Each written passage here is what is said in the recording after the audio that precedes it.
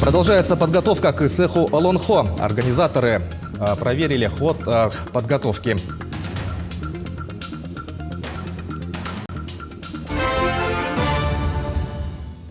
Министерство транспорта и дорожного хозяйства Якутии совместно с администрацией Амгинского улуса, управлением ГИБДД и Министерством культуры республики рассмотрели вопрос транспортного обеспечения мероприятий ИСЭХа Олонхо.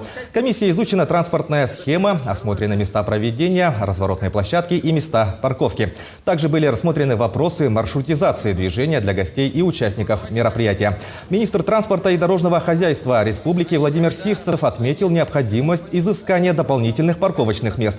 Помимо этого, он отметил, что приоритетом является обеспечение безопасного и комфортного проезда.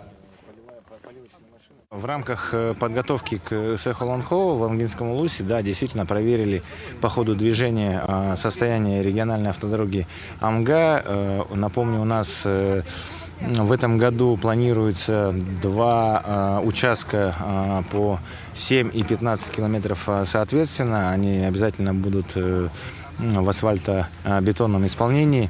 Надо сказать, что готовность у подрядчиков хорошая. Многие уже инертные материалы завезены. И нужно отметить, что мы проработали график производства работ таким образом, чтобы на период проведения ИСЭХа Олонхо не было никаких ограничений по дорожному движению.